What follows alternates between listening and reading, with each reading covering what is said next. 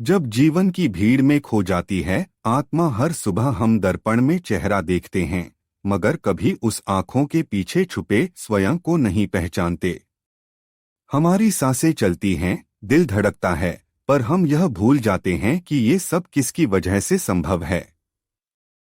महर्षि रमण का यह सवाल हमारी उसी भूल को याद दिलाता है। ये कहानियां उसी भूल और याद के बीच का सफर हैं। स्टेशन पर बैठे यात्री की वो टिकट जो कभी खोई नहीं। राजीव रोजाना की तरह ट्रेन पकड़ने के लिए स्टेशन पहुंचा। उसकी नजर एक बूढ़े व्यक्ति पर पड़ी जो बैग में कुछ तलाश रहा था। राजीव ने पूछा, क्या गुम हो गया? बूढ़े ने चिंतित स्वर में कहा, मेरी ट्रेन का टिकट, पर मुझे याद नहीं कि मैं कहाँ जा रहा हूँ। राजीव हंसा, अंकल, ट्रेन में बैठकर याद आ जाएगा।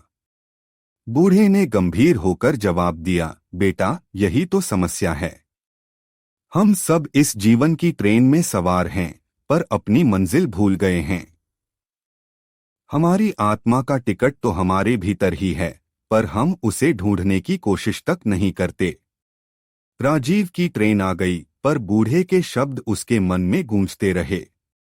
ऑफिस पहुंचकर उसने अपनी कुर्सी पर बैठते हुए पहली बार सोचा, क्या यही मेरी मंजिल है?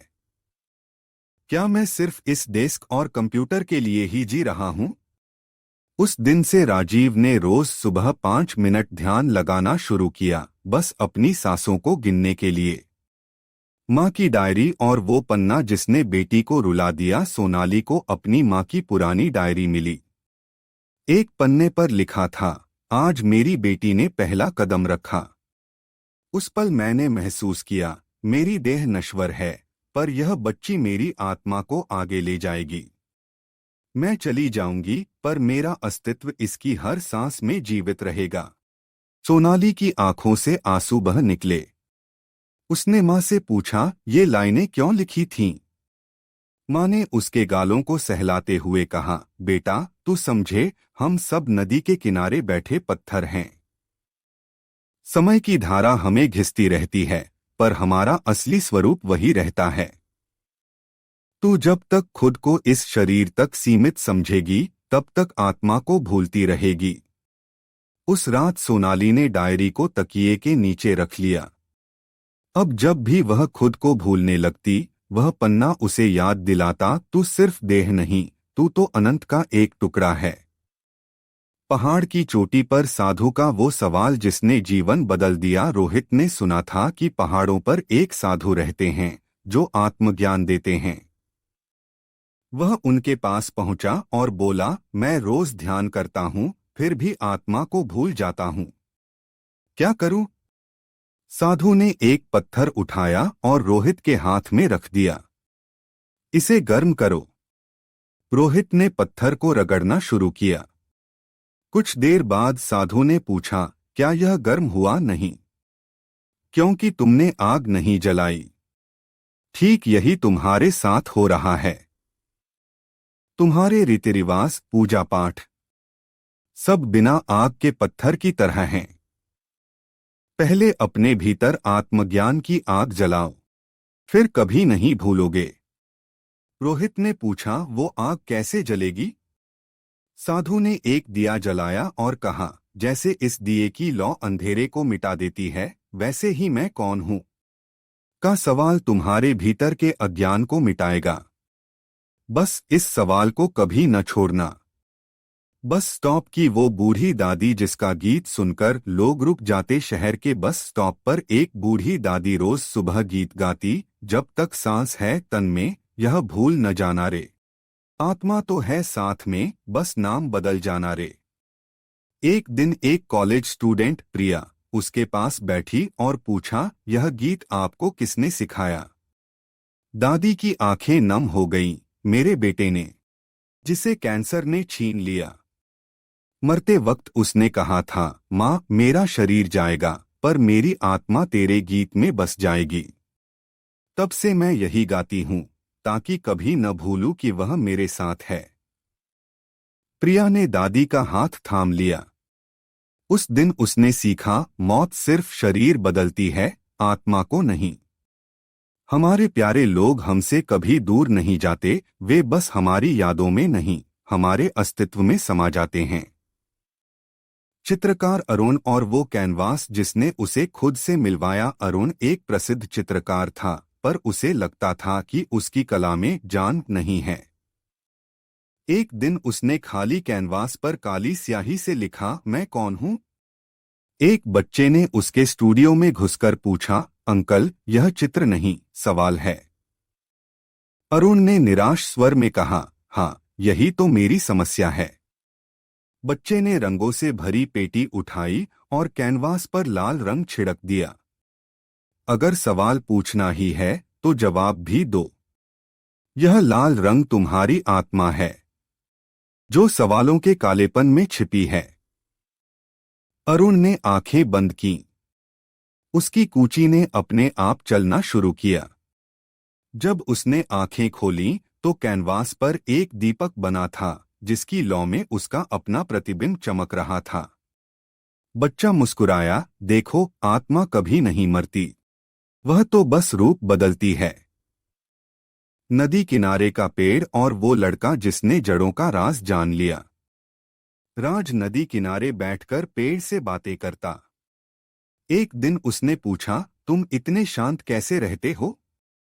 पेड़ ने धीरे से कहा, क्योंकि मैं अपनी जड़ों को नहीं भूलता।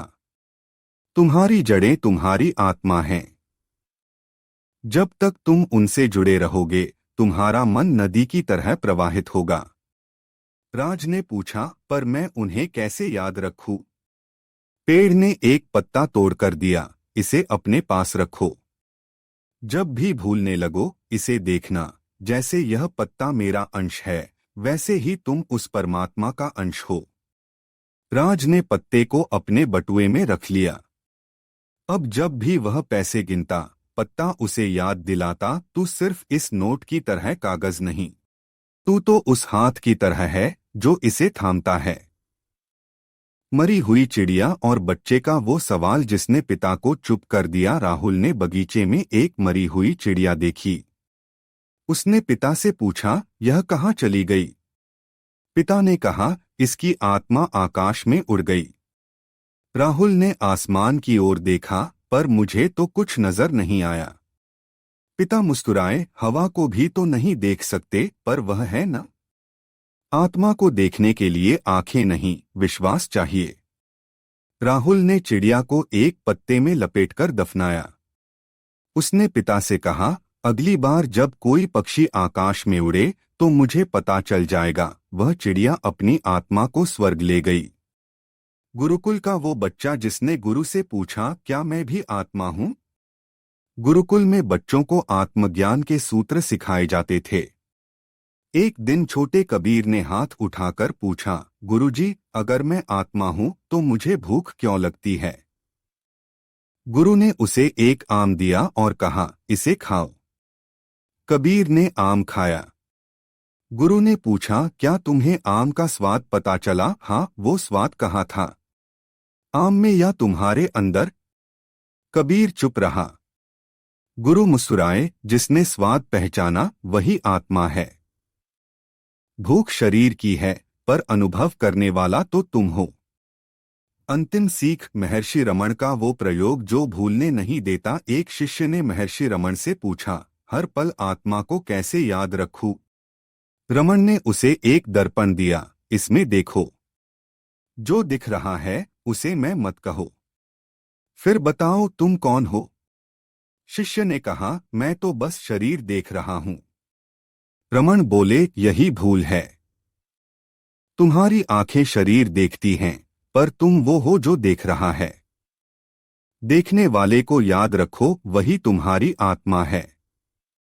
भूलना भी एक सीख है। ये कहानियां हमें बताती हैं कि आत्मा को भूलना कोई गलती नहीं, बल्कि याद दिलाने का एक रास्ता है। जैसे सूरज बादलों के पीछे छिप जाता है, पर हम जानते हैं कि वह वहीं है। महर्षि रमण कहते हैं, जब तक तुम पूछते रहोगे मैं कौन हूं, आत्मा तुम्हें भूलने नहीं देगी। तो अगली बार जब आप खुद को भूलने लगें, तो बस इतना याद रखें, भूलने वाला कोई और नहीं, वही तो तुम हो, और जो याद दिलाएगा वह भी तुम ही हो। तो दोस्तों, यह था आज का वीडियो। अगर आपको यह जानकारी पसंद आई हो तो वीडियो को लाइक और शेयर जरूर करें। और हाँ, चैनल को सब्सक्राइब करना न भूलें। अगले वीडियो तक के लिए नमस्ते। धन्यवाद।